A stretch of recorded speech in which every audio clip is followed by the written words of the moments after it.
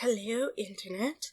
Welcome back to the Story Nook. Today we're going to be reading some of AskReddit, and I'm recording this the day that I have to edit and render the video and get it scheduled up to go up tomorrow on a Thursday. And why am I doing this? Because I was lazy and didn't feel like recording. I've been reading way too many webcomics and wanting to watch, TV shows. There's, a lot of anime I want to watch. I want to watch Pretty Cure, I want to watch some Digimon, I'm going to watch an animated movie later, all the things. But today, we are going to be on AskReddit, so go ahead and grab your tea, your coffee, your water, your hot cocoa, whatever you want to drink, and we will go ahead and read. Also, this is the first one I am recording in my living room where I do my live streams on YouTube. So that's fun. Today I'm going to be drinking what's called Peace Tea. It says just peachy. I think it's owned by Coca-Cola. It was 99 cents at Publix. So yeah. Today's question is, which profession attracts the worst kinds of people?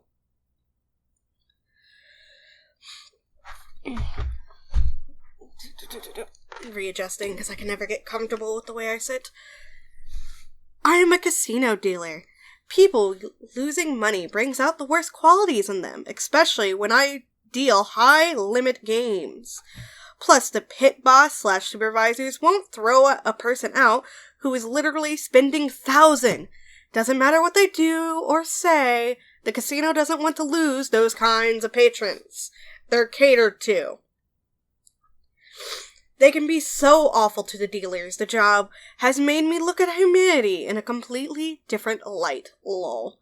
Pro relationship tip. Bring a date to the casino and see how they treat the dealer if they're losing. You'll see what kind of person they really are. I have about 10 years of experience in the industry.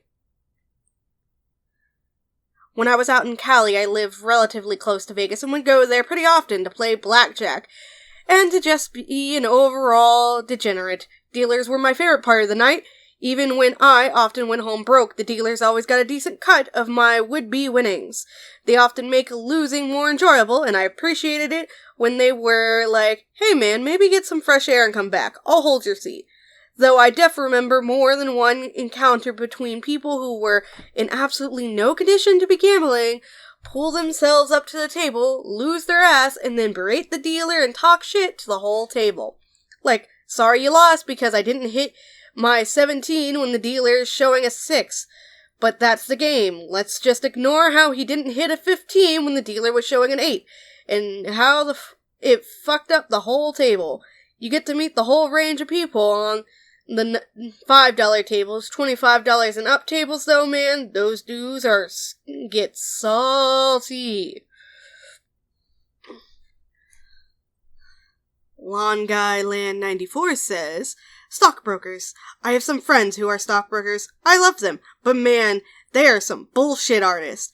And not they're a good salesman and could sell you anything. No.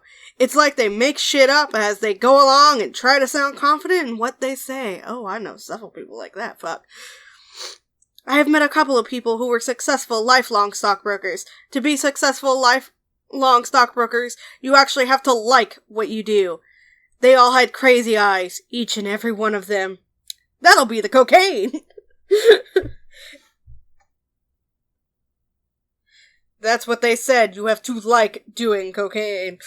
I have personally never done said cocaine, but I know someone who has, and they said it made their heart beat really, really fast, and it made them really uncomfortable. If I recall correctly, so they're just not good. Hollywood producer, it seems. Over and over and over. Politician. Over and over. Edit. It is time to stop now, people. You gotta go home. My mom worked in a prison. She said that a lot of men in there were sex offenses against children were looking for jobs like driving ice cream vans, dressing as Santa at shopping centers, etc., as they liked kids sitting on their laps, etc. Apparently, it's way more common than people would think. I was a correctional officer, and the people who were in for the worst crimes were always the nicest, most respectful inmates and looked very normal. Whatever normal is, really. I think that's what was always really creepy. Yeah. Them looking normal is how they get away with committing the worst fucking crimes. And it's always a bitch to fucking convict them. Case in point, Ted Bundy. He looked really nice, seemed really sociable, very charismatic, murdered several people. If you look at, I believe the Netflix documentary is called Our Father, which is about the doctors for artificial insemination. They, instead of using the sperm, the sperm that was supposed to be used, like the husband's or whatever the actual donor was, they were using their own sperm to inseminate these women.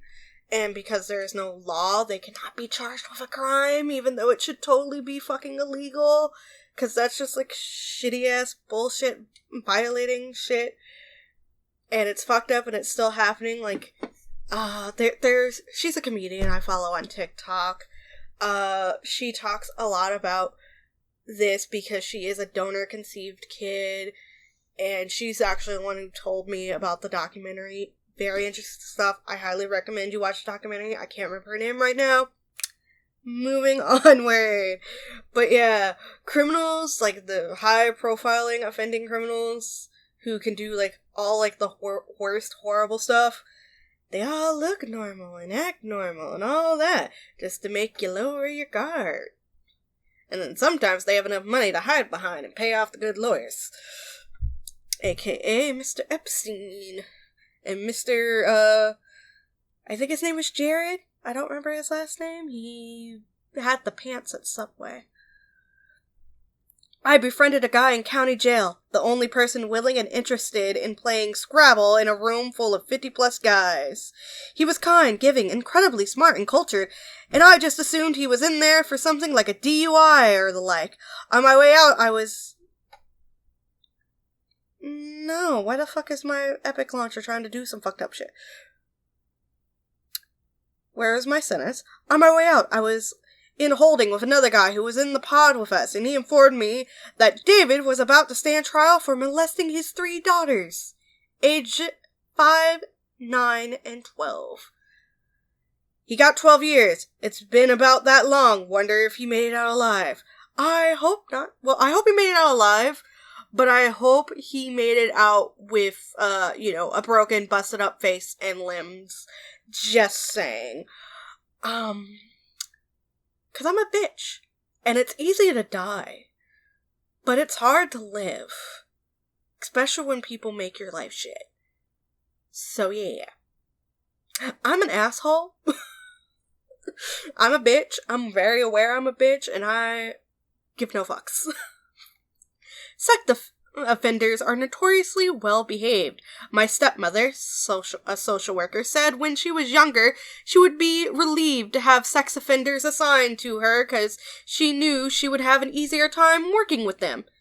Not easier as in their overall case, just that they would be polite, on time, compliant, etc. Jimmy Savile, he even admitted that he tried to do so much good so it would outweigh the bad. Mission failed. But still, Jimmy Savile, I know that name, and I feel like I watched a documentary on him on Netflix. I watch a lot of Netflix documentaries. Like, guys, if you guys want to just leave in the comment Netflix documentaries to watch, specifically ones with audio description, so I can just listen to them while I do my work at my desk, oh, that would be great. But I love fucking documentaries. And I think I watched one about him, but I can't recall all the specifics. But I believe he was in Britain or the UK? Not so sure. Don't hold me to it. I'm one of the group of film nerds who will actually argue that Brian Cox in Manhunter is a way better Hannibal Lecter than to have Anthony Hopkins in Silence of the Lambs. Hopkins is deliberately creepy. Cox is completely normal and calm. even when he is normally calmly doing something terrible. It makes him so much scarier, and you completely buy that he would slit your throat or worse without even changing his facial expressions. That sounds terrifying. I have not watched either of these movies, as I am not a horror movie fan. Horror movies and gore make me very uncomfortable. I think the horror movie I've enjoyed was Psycho, which is an older movie. They use chocolate syrup as blood. A lot of horror movies that I see now are very gory, and that makes me uncomfortable. I was forced to watch The Exorcist and a Freddy movie when I was little, and I was, like, way too little, and trauma. Like, the Freddy song used to scare the shit out of me. It doesn't now, but it did make me uncomfortable, and I think my trauma just blocked out a lot of The Exorcist, but I remember a lot of it making me uncomfortable. I worked for a major after-school / childcare organization and went through a lot of child abuse prevention CAP trainings. A big thing about potential offenders is that they want access to vulnerable children, and there's a lot of jobs and occupations that give access to children. We had to thoroughly intensive background checks, and even in our interview questions, there were hidden questions that could raise red flags. I say hidden because they may seem like a normal question, but we would look for certain answers that would potentially make us not hire them. Best way to protect your children is to limit unsupervised access to children. Rarely is it some mysterious man in a shady van. Most kids are abused by people who are close to them. Family members, friends, parents, instructors, teachers, coaches, etc. We could never be alone with children, always had to have other staff with us. And this is very, very true. It's super duper true. It's just like, rule one, never be alone with child, never be unsupervised with said child.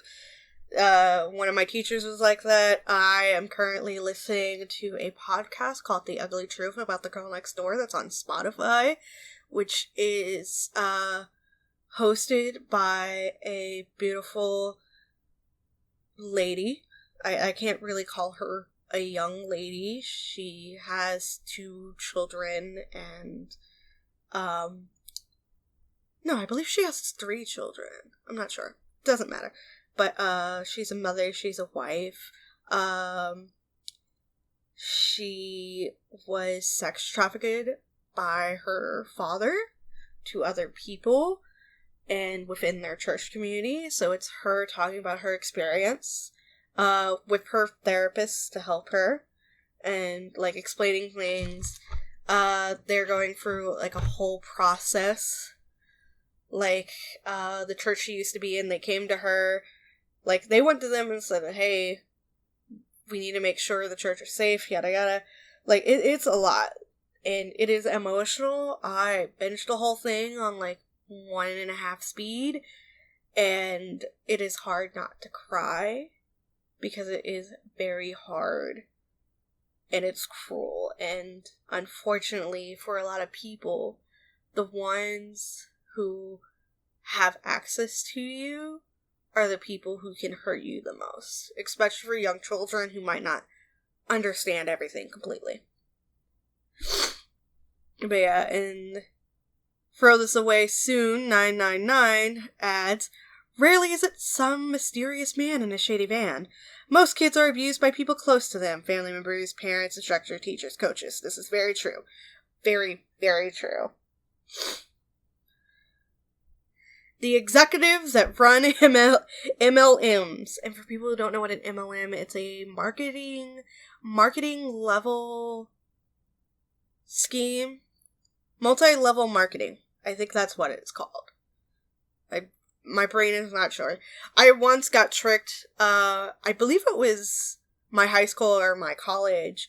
I went and they said like, yeah, we have this thing right here where you can go for, like, job seminars and stuff. And Cutco was one of those that was listed. And I got there and all of it, I'm just like, nope. I stayed for the whole presentation because I was just like, I can't just leave. My papa just drove me, like, all the way to fucking McDonough for this fucking seminar. It was bullshit. They're all bullies and manipulators, the worst kind of people that will tell you that your brother's funeral is a good place to recruit investors. I had the creepiest guy at a family dinner want to sell me forever living products and start off our conversation by how he made millions for other people as if to entice me into his bullshit. I was so put off by it, I gave him the cold shoulder the whole evening. Intentionally made him feel uncomfortable for uttering bullshit. I also had someone do that to me. I was working at a Perimeter Mall at a kiosk there, and a lady, she sold some kind of makeup products. And I remember telling her, yeah, I never got the chance to be girly growing up because stuff. And I'm growing interested in makeup now in my early 20s. I think I was 23 at the time, at most. I might have been 22. So I'm curious about it, but I have no clue where to start. And then she tried to recruit me, even though, like, it was supposed to just be a sit-down meeting after I got off work to just discuss what kind of products she had and what all they did. So, yeah, that was bullshit. Because even as, like, she drew out the little thing for me, and then I drew it out, I'm just like, this is a pyramid, and it's creepy as fuck. So, yeah. A good friend of mine is currently in deep. Started as just doing it for the savings, but of course that didn't last long. The sad thing is, she's not the kind of person at all. Nowhere even close. She's religious, though, which I've noticed seems to have a correlation with MLMs. A lot of women in MLMs are from religious families / backgrounds. My friend has generally been brainwashed. We were so close. I watched her go through the whole process. She was my best friend. We don't talk much now because this has kind of taken over her life. But she genuinely believes the lie and is in total denial and thinks she is doing good for the people by recruiting them. I used to try and talk her around. Then it got to the point where I could see I would lose her if I kept bringing it up.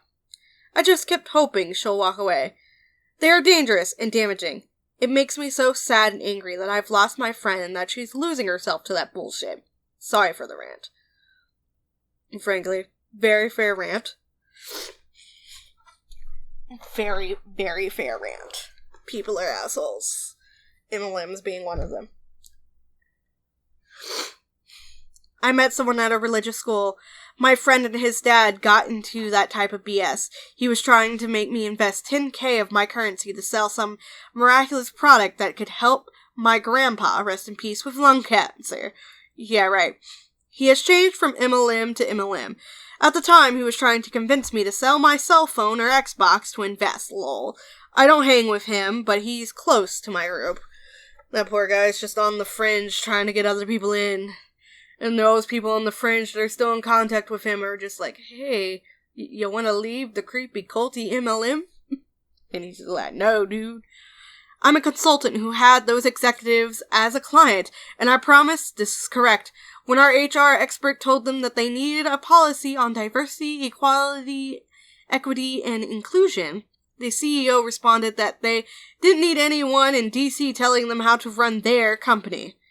Like the HR expert wasn't even saying they needed it in an ethical way, just that they needed it to avoid lawsuits.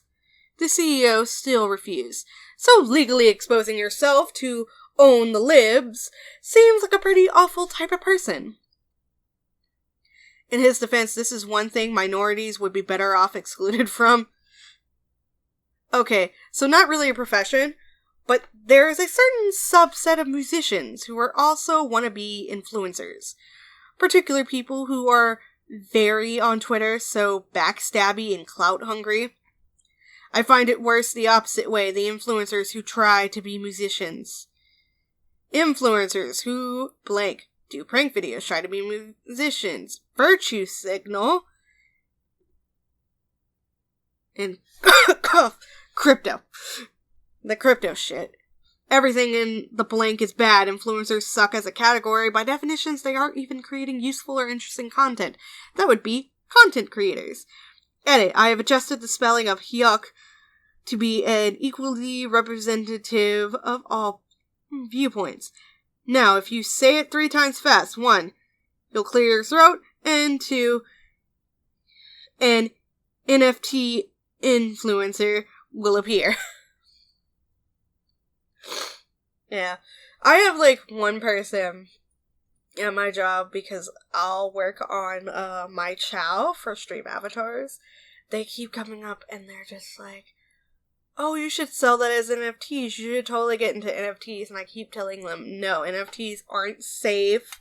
1, this is fan art anyway.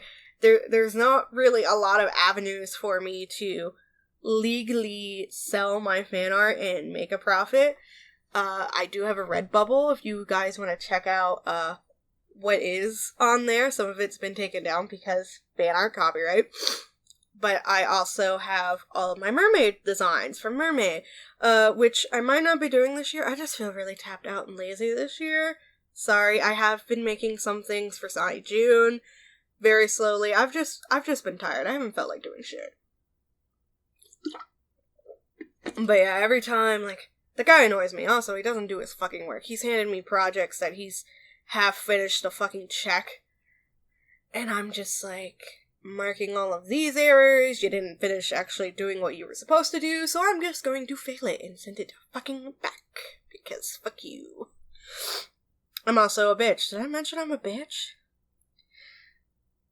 But also, because I do YouTube, and I am recording this a day before it's supposed to go out, thank you all for being here. I don't consider myself a content creator. YouTuber, kinda, sorta. I don't really make a living off of this. At most, I make about $10, $15 an hour. A good month, I made about 20. But yeah, I'm just... I'm not sure. I'm just like a weird artist who's just like, my speed paints need audio underneath them. Time to read Reddit. And that's what I've done, because I enjoy listening to Reddit videos, so thank you all for being here. You're wonderful. Not sure if my whispering soft voice is being picked up by that mic. So if it's not, I'm sorry. I'm just gonna edit the audio really quickly and slap it under some video. This, and also up-and-coming wannabe DJs. Quite literally trash people. Obviously, there are exceptions, but you know. I second this. Was in the scene for a while in a small town, and soon realized I wanted out. Big egos mixed with stimulants and few opportunities for gigs don't mix well. I do not understand at all why the fuck so many DJs have the most massive egos. It's ridiculous. Suvin Pan says, paparazzi. I don't particularly pay... hiccup, burp, whatever that was. I don't particularly pay attention to celebrity shit, but I'll never forget when paparazzi climbed up the fucking fence around Michelle Williams, I think that's her name, it's been a minute, after Heath Ledger, her husband, died to a fucking snap photos of a woman grieving her husband who had unexpectedly passed away a matter of days ago. I was pretty deep into my little anarcho-punk fuck mainstream media who cares kind of stage at the time, but I remember feeling such a deep sadness for Homegirl that not only did she have to deal with her husband's untimely death and taking care of their kids by herself, she also had to deal with these grimy ass motherfuckers trying to make a bunch of photos of her sobbing in her own backyard. Social media has actually defanged them to some extent. If you want to obsess over every aspect of a celebrity's life, you don't have to buy the tabloids anymore. You can follow them on Twitter. Wow, I never thought of this. It's probably incentivized celebrities to have a robust social media presence, money aside. When they regularly post their own photos of themselves, paparazzi photos are worthless. There's also the fact that, if I recall, I don't remember when this was a thing, But a celebrity, she posted a picture of herself that, like, some paparazzi took, and that paparazzi had copyright the photo of them. And so they got, like, a cease and desist takedown notice. But yeah, paparazzi is fucking sleazy. Like, if you think about it, back in the day, we all kind of, like, laughed and made fun of Britney Spears because, like, she had a mental breakdown when she shaved her head and stabbed an umbrella through a car window. But at the same time, she's being constantly followed and monitored and pretty much stalked from, like, the time she was, like, a young girl, a young teenage girl to an adult, and she just wants to be left the fuck alone. You also have, I only partially watched the documentary, but she's in Baywatch. They were doing construction at their house, and somebody had broken into and, like, stole their safe that they had, and taken some, sex videos that they had taken for themselves, not to share with anyone else, and then started sharing it online or with, like, outlets and porn companies and such. And then the porn company was just like, well, we'll pay you for the rights to it. You just have to sign this piece of paper. And they're just like, no, we want you to not use it or spread it at all because that was our personal thing. And that was for us. We took that for us. It was supposed to be just us. I just had a baby. I just found out I'm pregnant with my second one, I believe, at some point during all this litigations, and she just walked away. She couldn't do it.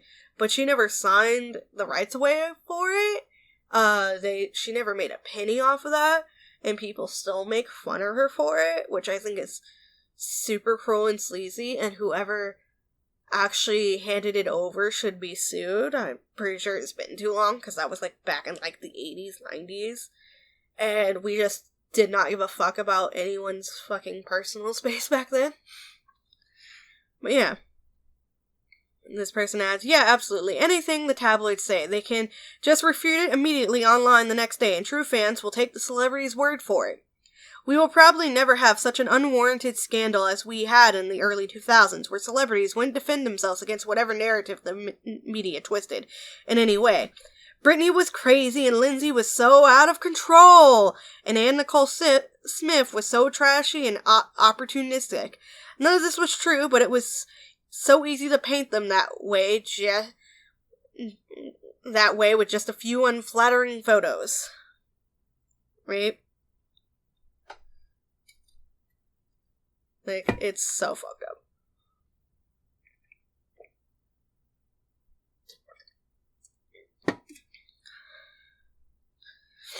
I've always wondered how people who do this can square it with themselves. I just can't comprehend not being able to see that this is not the time for a photograph. Unfortunately, people also want to see those photos. That's a whole other can of worms. You say the public want it, but I've not met a person who gets disappointed they couldn't see a photo of a grieving woman. It seems more they get the photos, stick them in the places where people who want other gossips will look, to encourage them to look. If they didn't take the photos, I doubt any member of the public would complain to the media they aren't doing their jobs. Likely the worst people in the equation are the publishers. That actually makes a lot of sense. Some checkout counter magazines or celebrity blog decide this kind of thing sells copies and gets ad clicks. Either that's objectively true, in which case the consumers are to blame, or like you say, the consumers don't care and it's the publisher's insatiable greed for content that means there is money to be made being a peeping Tom. Or of course, the people taking that job are not at all blameless. Yep. Pyramid schemes. Property agents. I've had a few friends that have become realtors later in life. The ones that stay with it totally changed who they are. After a few years, they are hardly recognizable as the same person. Vain, shallow, and 100% of the time, they are in character and trying to sell. Had a coworker I really liked a couple of years back. got tired of our shit pay and work hours, so quit and became a realtor. It's so bizarre how it's just became her personality. Her Facebook and Instagram pages are of her in professional attire, giving that South Park-style professional smile and stance look, and literally all of her posts are about selling houses. I guess I can't be mad at the hustle, but so weird to just ditch her whole personality like that. I get the feeling that selling a big property is such a rush that those who are good become literally addicted. It's more that if you sell a property, you get thousands of dollars. If you don't, you get literally nothing for your efforts. It can lead to desperation. Yeah, I have some friends in real estate. This is definitely it. If they're not hustling 24/7, they could hit a dry streak and blow through their savings. One of them is one of my best friends, and he's able to tone it down if we're just hanging out. I'm so glad this is up here. In my line of work, property agents are my consumers. Many of them are the worst people I've ever interacted with. I thought I wanted to be an architect, but then I met a bunch of architects, and architecture students, and architecture professors, and they were pretty much all assholes. It was weird. I mean, how could it be so consistent? But there you have it. That's actually really interesting.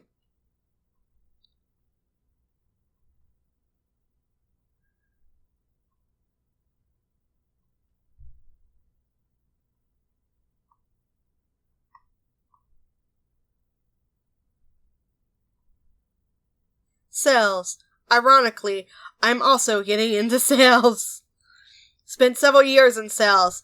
I've made the most money I've ever made in my life. I also lost nearly all respect for the intelligence of the average human. Judging by the comments, there are just shitty people everywhere. Who'd have thought? Reality TV. And by extension, influencers.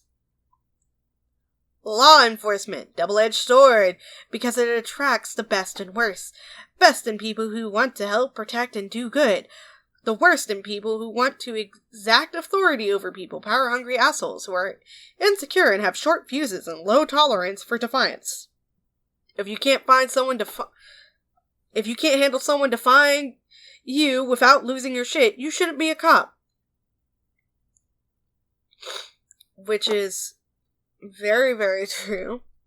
My hubby, he is Black, and he went to a more well-to-do, mostly white and Asian high school, and a white boy said to him that he couldn't wait to be a cop so that he could beat him up and get away with it for no reason. So yeah. From apparently someone later on down the line, because it's been years since either of us was in high school, told him that, oh yeah, that guy, he got arrested. So hopefully he can't be a cop now, because he got arrested. But yeah, like he says like some really weird aggressive stuff to my husband. I don't remember the exact wording of it. But yeah. But look at this. We've made it to 33 minutes. So thank you all for being here. Thank you very much to my channel members, Dymond and Micah, Ko-fi, Patreon supporters, all that good stuff. Check out all the links. Do me a favor. I hope you all enjoyed me kind of like rambling as I also read through this. Now I'm going to quickly edit all of this and go about my day. And if that is a text from my brother-in-law asking me for more shit when he still owes me fucking money, I'm going to lose my shit. I am a tiny person. I have a lot of rage today. Thank you all for being here. Bye-bye.